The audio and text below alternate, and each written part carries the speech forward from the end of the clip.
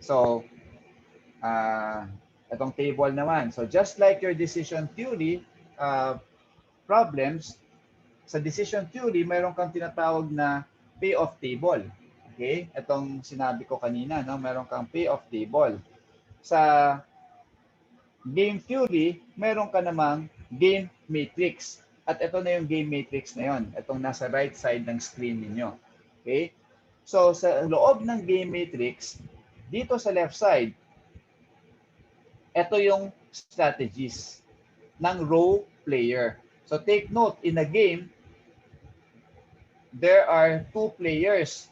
So, meron kang strategy ng row player, meron ka namang strategy ng column player.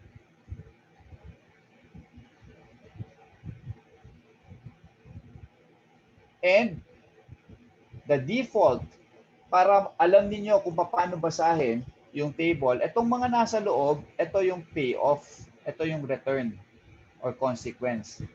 Okay, this is your payoff. Okay?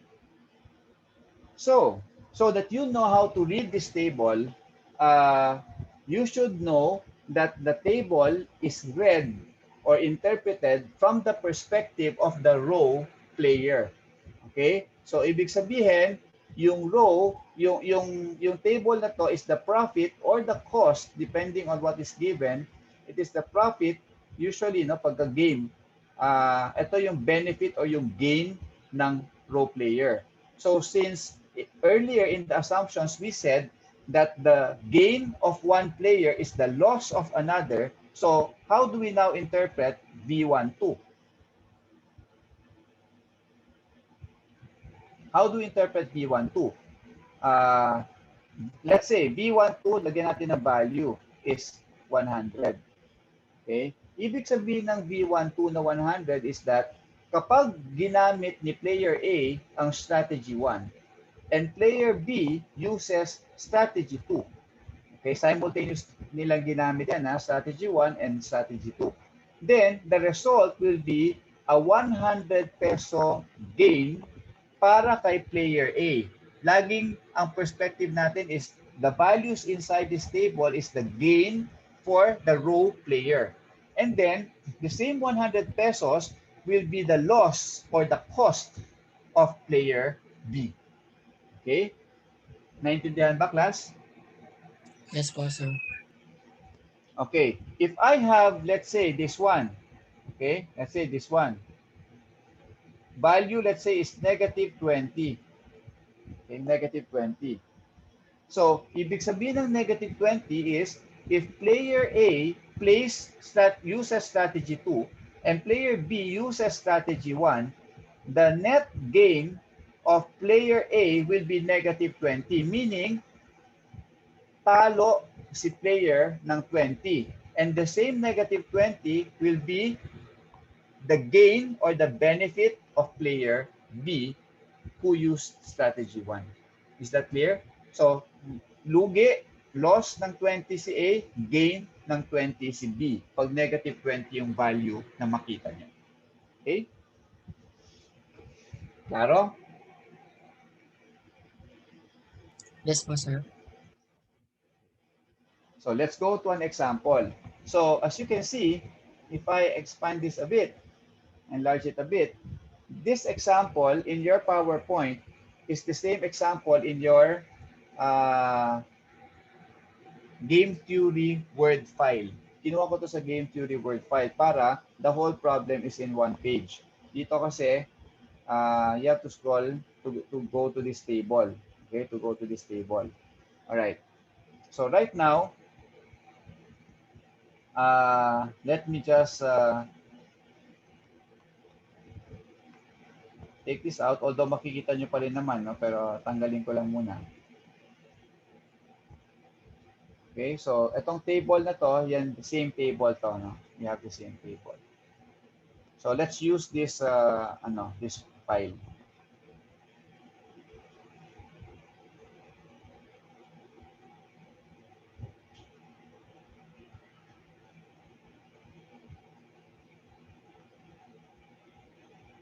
there. Okay?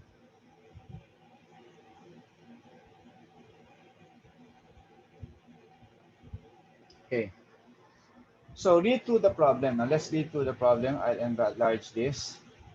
Enlarge this. Okay. So example 1. The labor contract between a company and the union will terminate in the near future. So a new contract must be negotiated. So here we have a negotiation that will happen between labor union and a company. And the approaches or the strategies that the company may use during the negotiation are C1 up to C4. Okay, sabi ko nga kanina, di ba? One of the assumptions is information availability. So alam ng opponent, alam ng union na ito yung apat na strategies na gagamitin ni company. At alam din ni company na ito yung apat na strategies na gagamitin ni union. So nagkataon sa problem na to, hindi palaging gano'n ha, nagkataon sa problem na to na yung strategy ni company is the same set of 4 strategies na pwedeng gamitin ni union. Okay? So nagkataon na gano'n.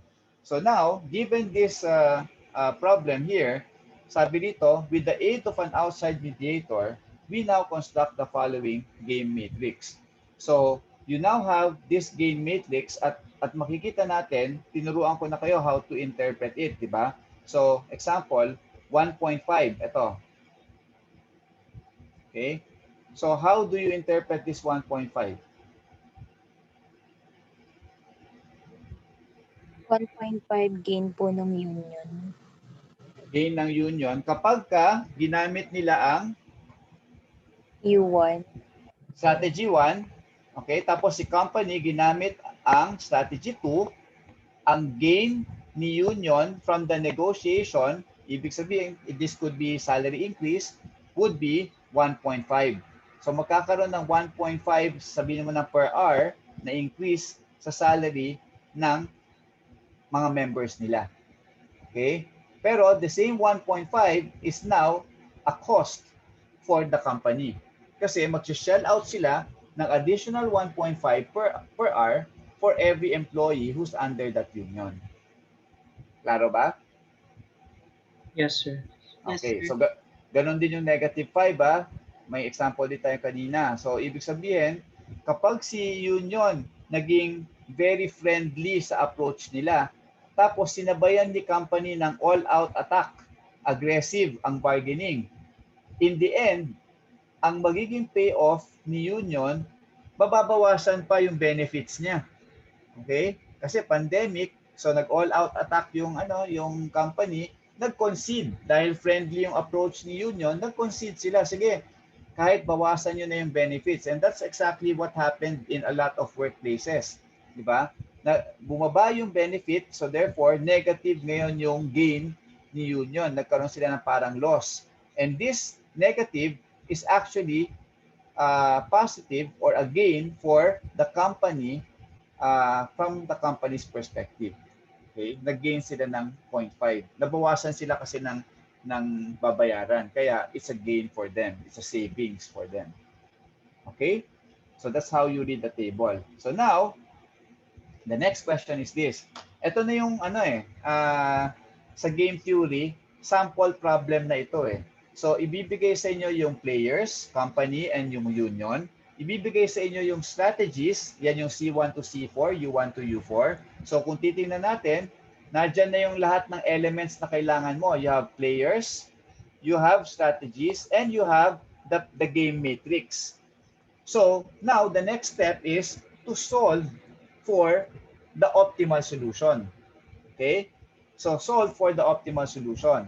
So ngayon, to solve for the optimal solution, there are two possible solution approaches. Okay? One is to use the same tool that we have used for decision theory problems, which is maximin or minimax. Okay, ganun pa rin, no? Maximin, minimax pa rin. Kailan ginagamit ulit ang maximin? Review. Kapag profit yung payoff, sir. Pag profit ang payoff, you do maximin kasi you want to get the best of the worst, di ba? So worst payoff sa profit is the lowest, and then the best is the highest. So best of the worst palagi. So pag cost naman, minimax. Kasi yung worst niya would be higher cost, and then yung best niya would be lower cost, kaya min. So maximin for profit, minimax for cost. So balik tayo sa game matrix natin. Okay? Sa game matrix, ang interpretation ng mga values dito sa loob is profit siya kapag perspective ni union. Tama? Yung row player, profit yan. Pero the same values are treated as cost kapag ka column player. Do you get me? Yes, sir. Yes Okay? po. Ulitin ko, profit ang perspective kapag ka row player, cost ang perspective kapag ka column player. And hence, if I want to use maximin and minimax as an approach to solve this problem, I would have to use maximin for each row and minimax decision rule for each column. So apply natin ngayon yung maximin sa bawat row. Ano ngayon yung lowest profit sa row 1? Lowest profit. Nakikita nyo na 1.2 naman po. Kita nyo naman sa susulat ko ulit. 1.2. Lowest profit sa row 2. 0.8, sir. Lowest profit sa row 3, 0.2. 2. And lowest profit sa row 4 is 0. Tama? Negative 5, sir. 0.5 po. Tinetesting ko kayo kung gising pa kayo eh. Buti na lang. Negative. Wait.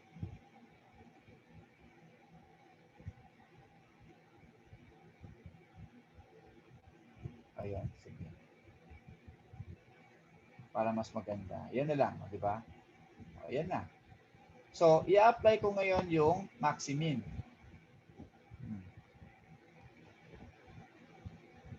So, maximum nung lahat ng mga minimum is 1.2. Tama? So, for the column naman, ganun ang gagawin natin. Kukunin naman yung maximum ng bawat column. Okay? So, yung maximum ng column, alam nyo nang gawin yan. Ginagawa nyo na palagi yan. So, buburahin ko na lang yan. So, 4.0, sana yan yung grade nyo, di ba? Pagkatapos ng term na to. 4.0, 1.5, okay? Ang maximum dito sa second column, maximum sa third column, 1.2, maximum sa fourth column, 3.5. And if you now apply the minimax rule naman,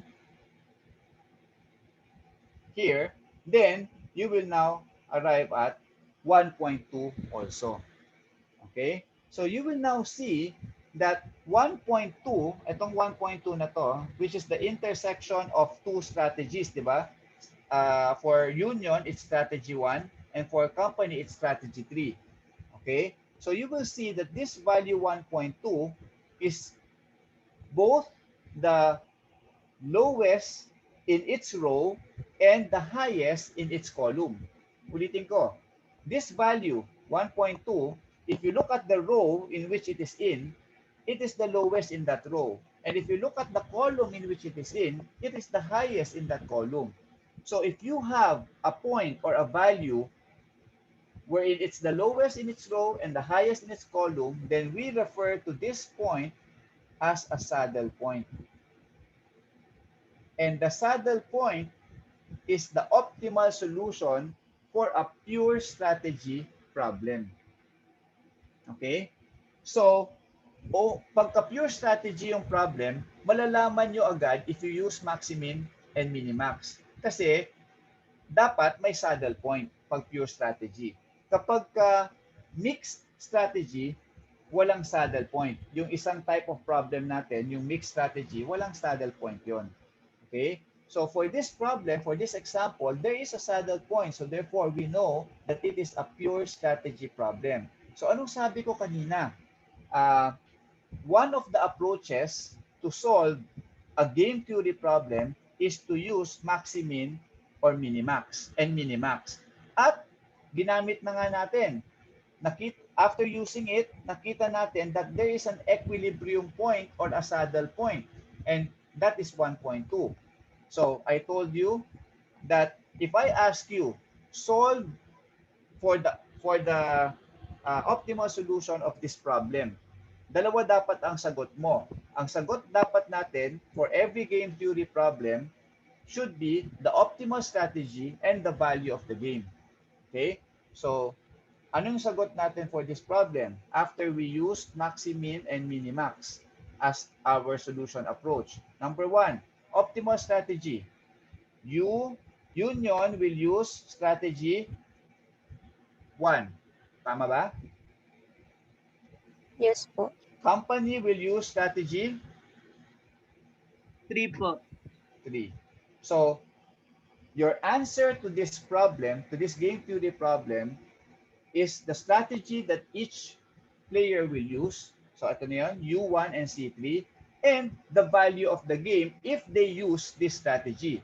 So, value is the payoff. So, the value of the game from the perspective of the union is 1.2.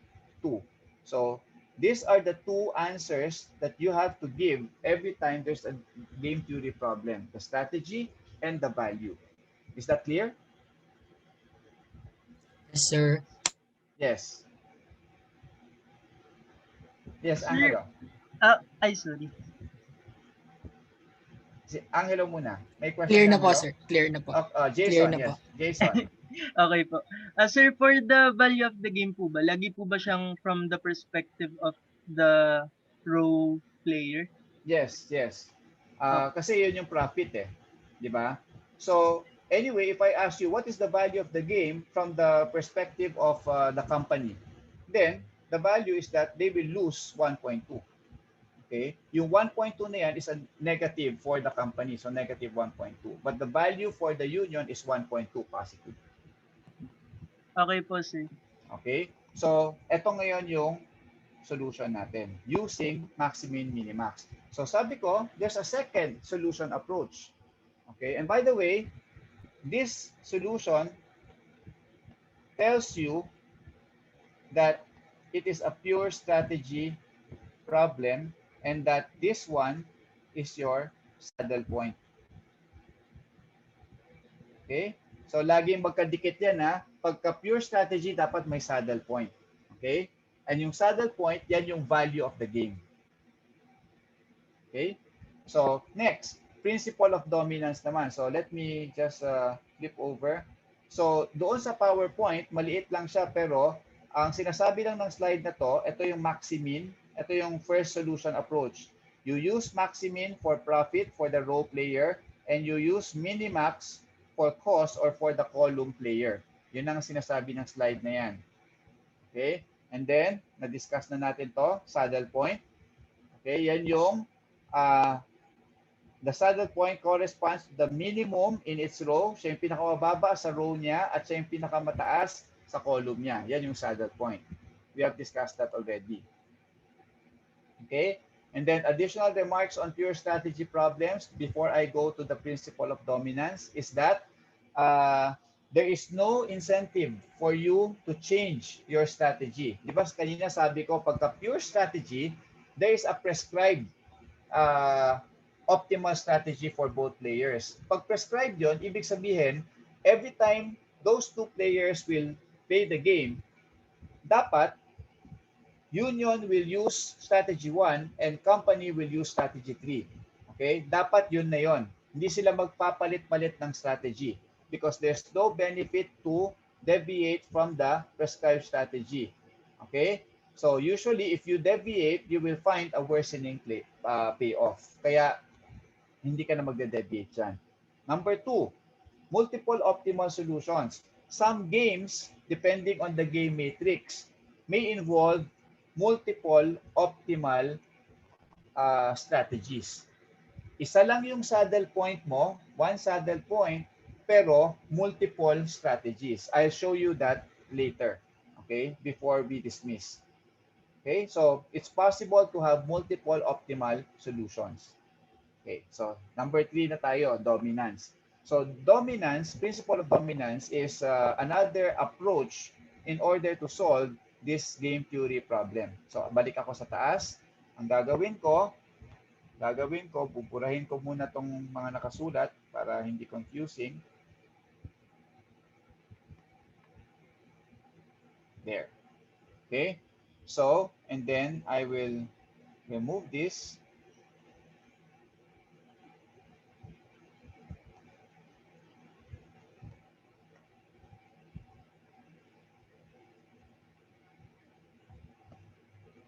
Okay. Ang principle of dominance works on the concepts of dominated row and dominating rows or columns. Okay? So, domination. Anong definition ng domination?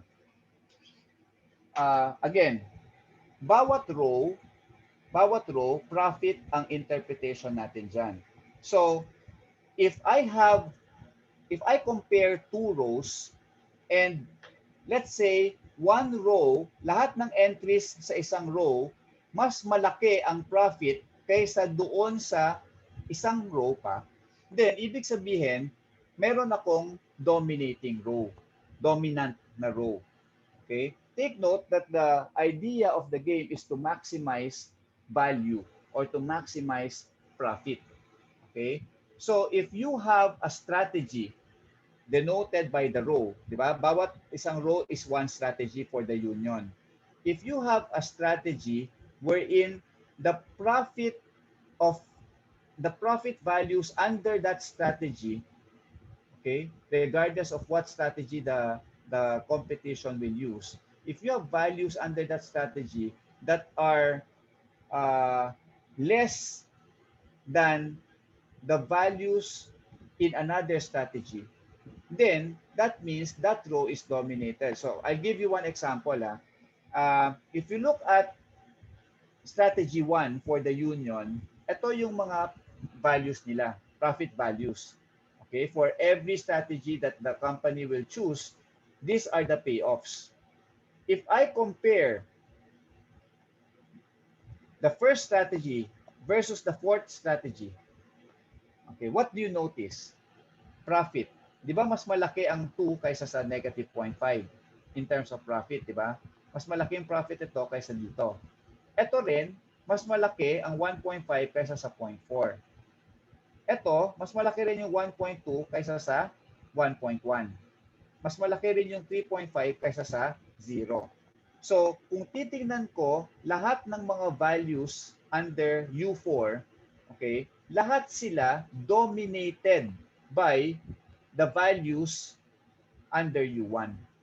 So, we therefore call U1 a dominating row or a dominant row and U4 a dominated row. Is that clear? Klaro ba, class? Yes po. Okay. So, meron pa ba akong isang yes bago ako mag-proceed? Sir, yung question po, yung dominating row, arbitrarily chosen po ba yun or Hindi siya arbitrarily chosen. Hahanapin mo siya. okay, sir. Hahanapin mo. So, maghahanap ka ng isang row na ang values niya lahat mas malaki kaysa sa isa pang row. So, yung row na mas mataas ang values ng profit niya compared to another row, yun yung dominant row. Tapos yung mas mababa ang profit lahat, yung buong row na yon, yun yung dominated row.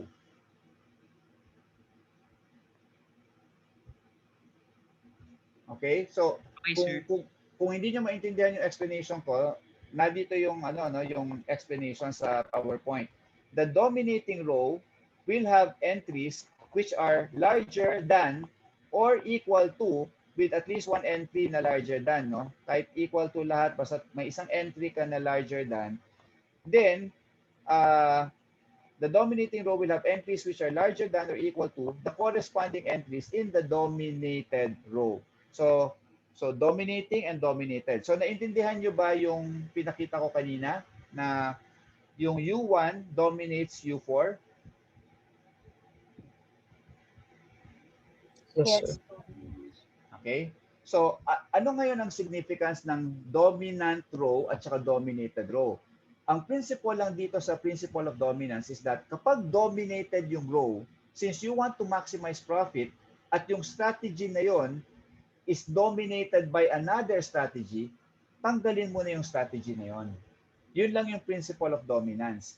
Okay? Sabi dito, dominated rows and columns can be deleted from the game matrix. Pwede mo nang tanggalin. So in that case, kung pwede ko nang tanggalin, I will now remove the fourth row. Kasi dominated na siya by the first row. Okay? So, if I ask you to solve this problem using the principle of dominance, that is what you have to do. You have to look for a row or a column that dominates its corresponding another row or another column. Okay? So, U1 dominates U4. So, we're now left with a 3 by 4 matrix. So, maghanap tayo either row or column. May row ba na nado-dominate or may column ba na nado-dominate? Pagka column, baliktad ang perspective. The higher the cost, the undesirable it is. So kapag puro higher yung entries, siya yung dominated. Siya yung tatanggalin kapag ka sa column. Klaro?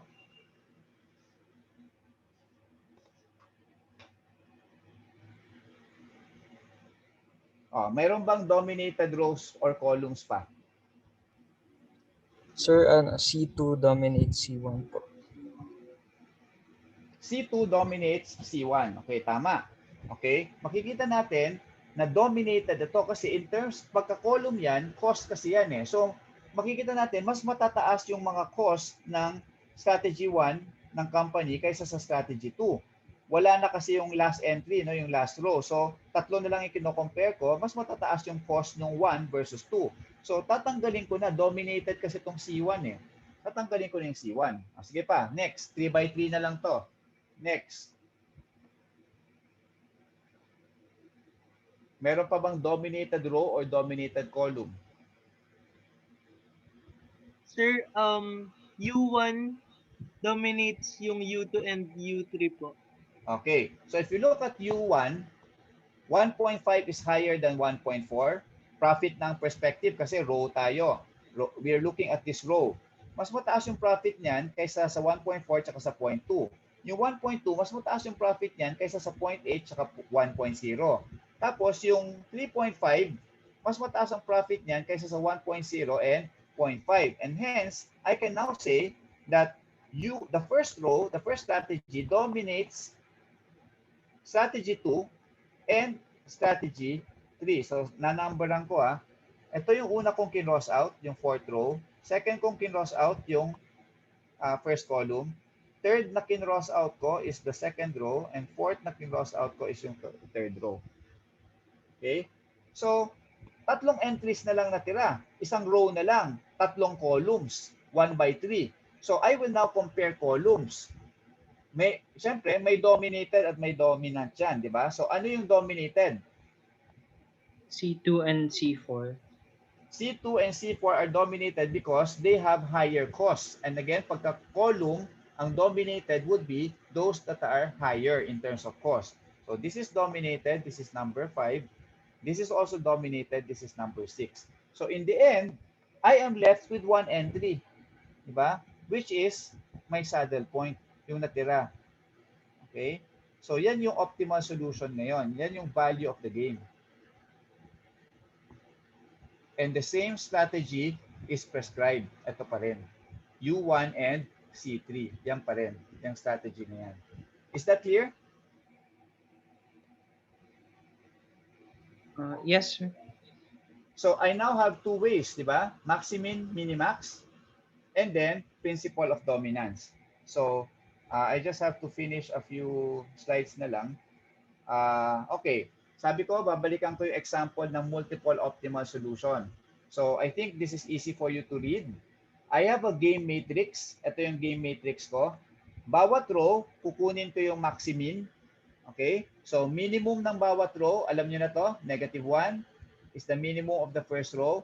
4 is the minimum of second row. 0 is the minimum of the third row, and 4 is the minimum of the fourth row. Okay?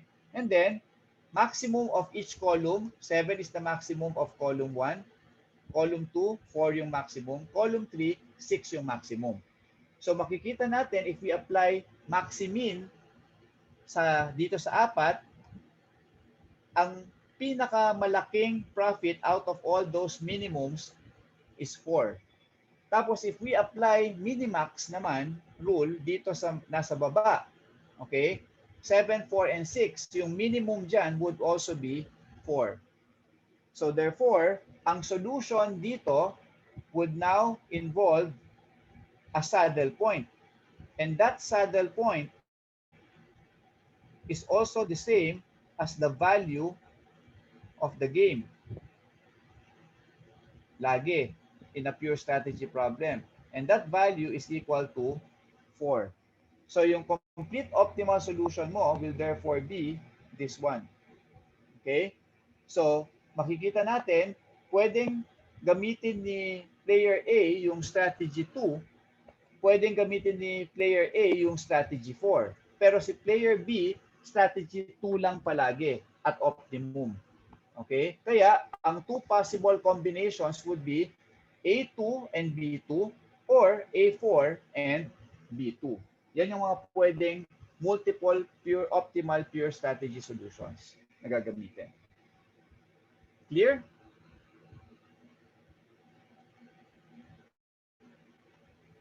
Yes po, sir. Okay, proceed. Okay. Na-discuss na natin to. Ito yung principle of dominance, yung ni-number ko from 1 to 6. Ito rin yon. Okay? Ito rin yon. Na-discuss na rin natin tong slide na to. Kaya ang natira dyan is yung 1.2 after eliminating everything. Okay? So, law of dominance yon.